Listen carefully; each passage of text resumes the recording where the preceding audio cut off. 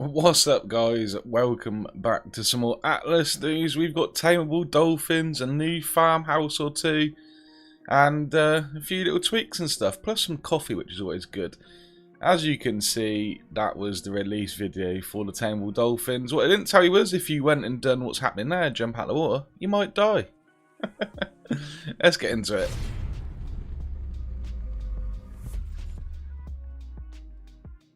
So as always, we will have news from the dev team and then the patch notes afterwards. If you just want to watch the patch notes, check out the description for timestamps. Patch V5 20.12, tameable dolphins, coffee and balance changes. Ahoy Pathfinders, we hope you all have had a wonderful start to the new year so far.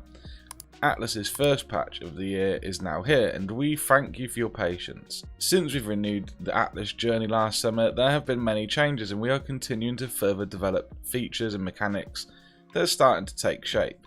Farmhouses, warehouses, markets and the trading system will continue to be tweaked and refined. We have plenty in store for the specialised ships within the ships for gold system, as players will be able to customise these ships as more are released and the system becomes more sophisticated. We are still testing a new claim system and trade wins are still on our agenda. We also have a few new things on the horizon for Atlas, not to mention we are continuing to work on optimization and server improvements in the background. We hope you stick with us.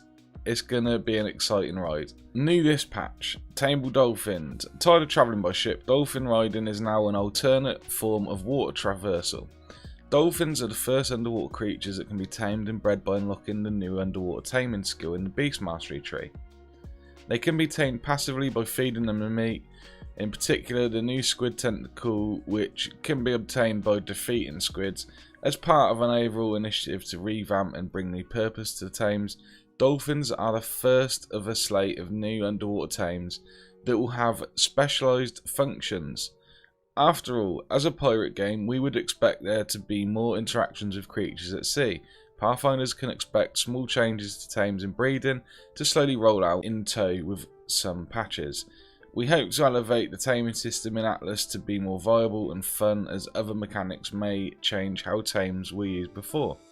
And there you can see the new coffee vendor or seed vendor sitting on his barrel, looking happy with himself.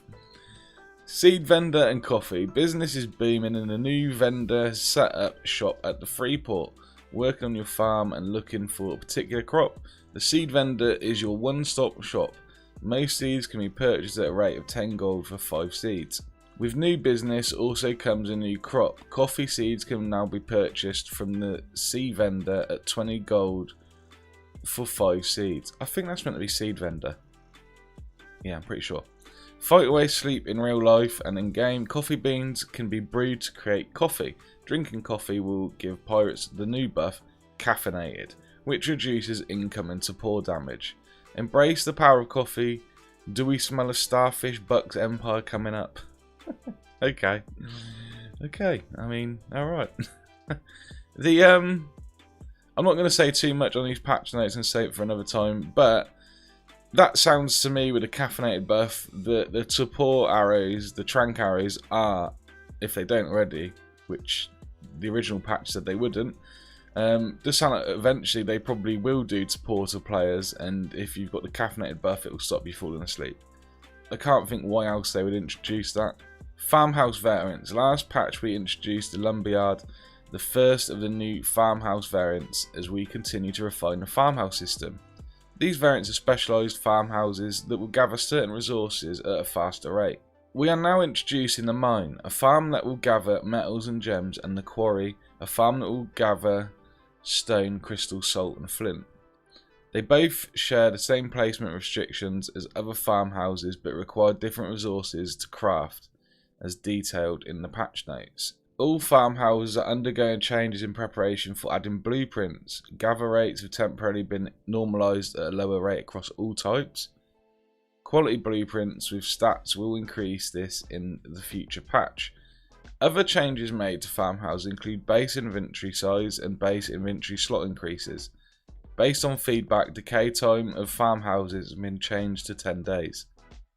So yeah, that change is pretty good, I guess. It's going to mean if people are not playing anymore and they spam farmhouses everywhere, they should deteriorate quicker. Balancing and tweaks. Through our observations, conversations and feedback from players, Patch 5.20.12 also includes some balance changes and tweaks that should help to mitigate some of the issues we're seeing. Bowlers are a versatile tool that can be used on creatures and players. While great to use for taming and fun to use on others, there was little that could be done to counter the mechanic when a player is caught. We've reduced the duration of bowler entrapment from 5.5 to 2.5 seconds, and after recovering from entrapments, players cannot be entrapped by a bowler for 10 seconds. Another change we've made is that players can no longer stand while entrapped by a bowler. Explosive barrels, oh boy, there's more explosive barrel changes. Explosive barrels have been a hot topic and we are continuing to work out a good balance for them to fit within the mechanics of the game. Cannons, large cannons, swivel guns and ballistas are now immune to AoE damage from explosive barrels.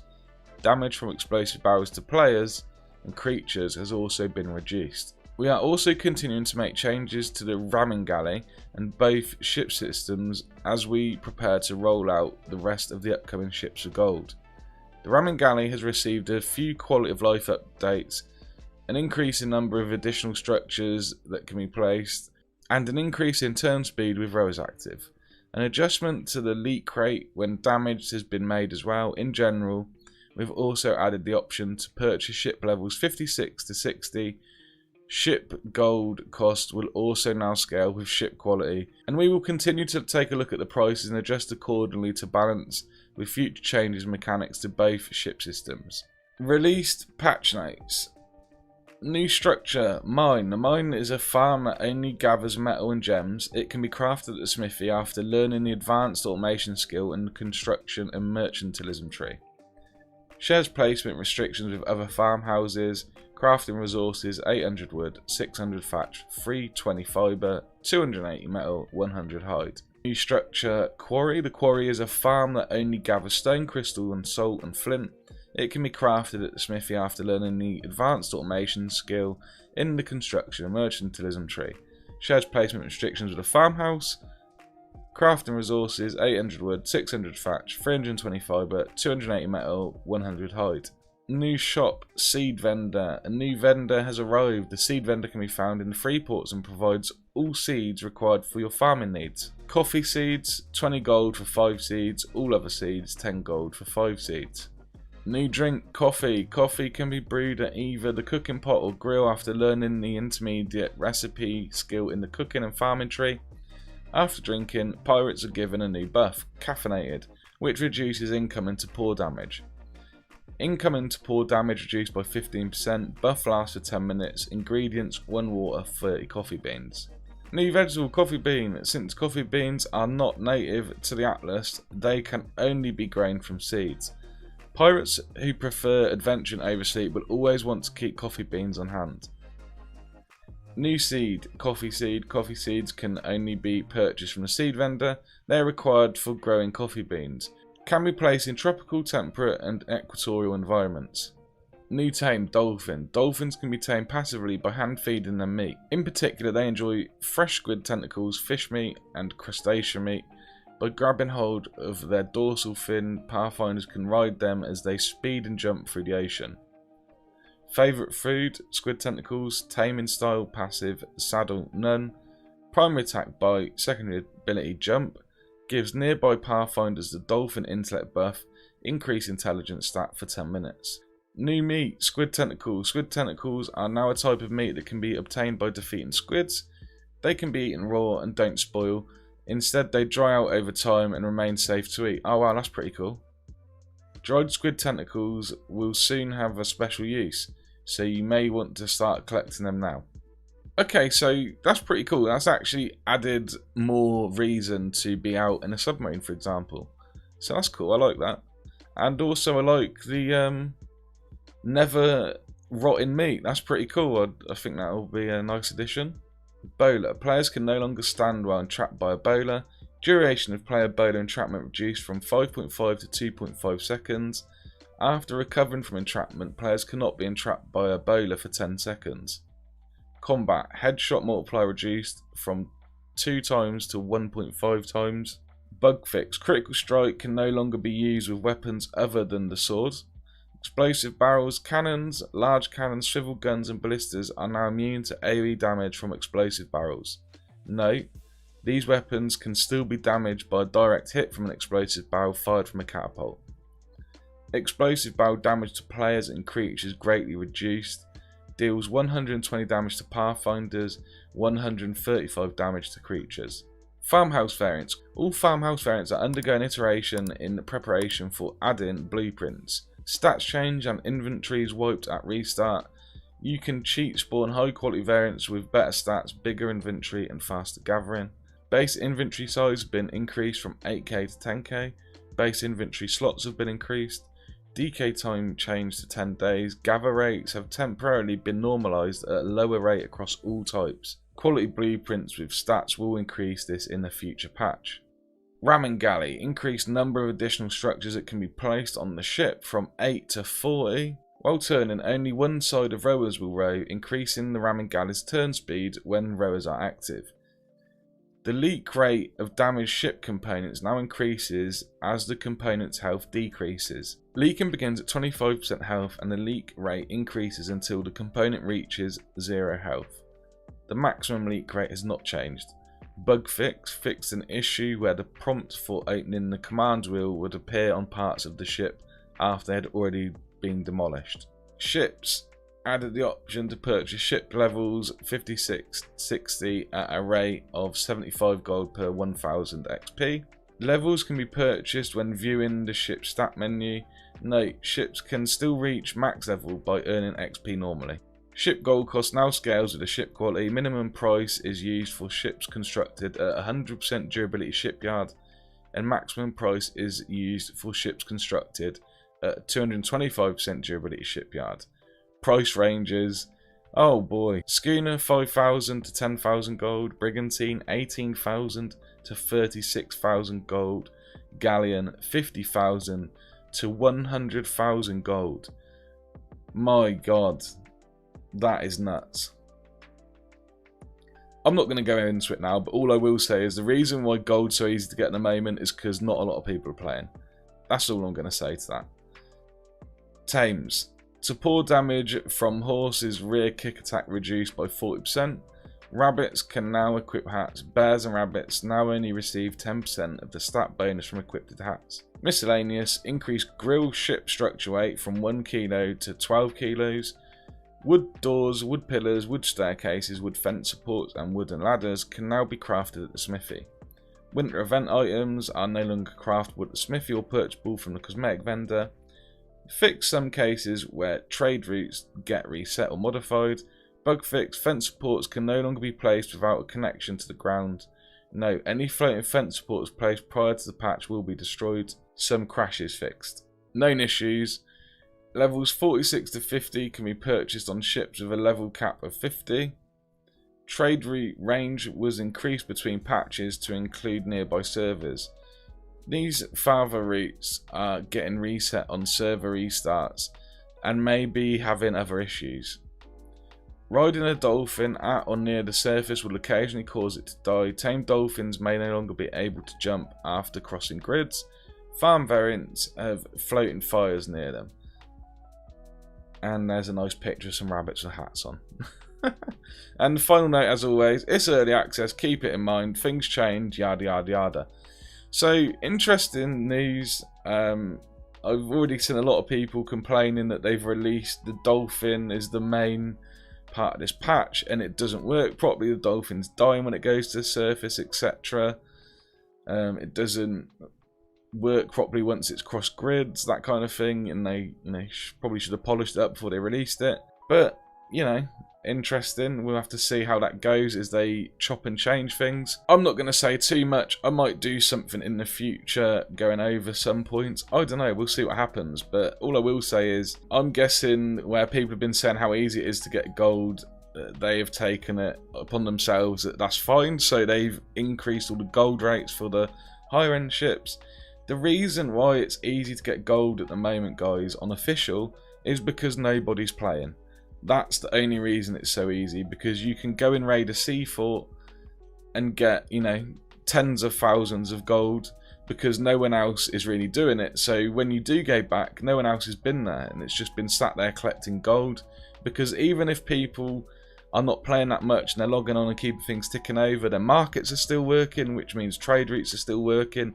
Trade routes are still passing through the sea forts. Nobody's raiding them because nobody's playing, and they're just mounting up loads and loads of gold. So when they do get raided, you're getting massive amounts of gold. That's the only reason why gold's so easy to get right now. I think this is a massive mistake. I do think this is a massive mistake, unless they're going to actually increase the amount of gold you get from, say, treasure, from doing maps and things like that. I just think it's too much, and they still 100% need to reduce the cost of the schooner. Like, forget the brigantine and the galleon. They need to reduce the cost of the schooner. The schooner is what is going to get people to fall in love with this game. I've said it so many times. They need to reduce that. That should be starting at 1,000 gold and ending at 5k gold, in my opinion, for the schooner. Some people don't want any gold cost for the ships. I think it's nice to have the gold cost. I've seen arguments that, you know, why are you paying gold? Something you've collected resources for, yada yada yada. You know, we can argue all day long about what it could be doing. At the end of the day, I think it gives value to the gold and makes, you know, it adds more to the game in a way. I believe that anyway, at least. And I know other people feel the same. But I just think these gold prices are too much. You know, again, like I've said before, the brigantine and galleon not so bad, but the schooner is just ridiculous. This ship will get people to just fall in love with this game. I can't emphasize it enough. It's such a fun ship to have. It's the first ship that you can have that you can actually customize in different ways, and you know, you can really make it your own, make it unique to other people's if that's what you like to do, if you're into shipbuilding. For PvP, it's a great ship. For PvE combat, it's a great ship. It allows you to do so much of the game as a solo player or as a small company. They want to get you in this as soon as they can. This should not be expensive. But there you go, guys. We'll talk about some of this at another time, maybe. I'm trying to keep this video shorter because it's gone a little bit back to the old format of the news and patch notes together. So there we go, guys. If the video was informative, if you like these videos, don't forget to give it a thumbs up. It will help me out and, you know, show me it's worth doing these videos. I do enjoy doing them and putting the news out, obviously, and talking to you guys in the comments about the different opinions we all have on it. So obviously make sure you leave a comment down below, let me know what you think to the patch. And yeah, it's a good patch. It's nice to see some additional new things.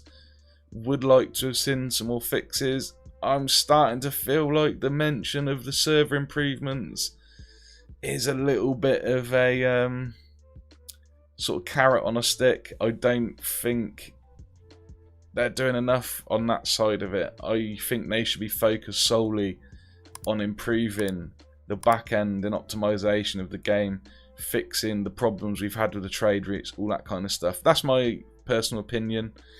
But there we go, guys. Thanks for watching. Don't forget to hit that subscribe button for weekly videos, live streams, and all that good stuff. And I'll catch you next time. Cheers.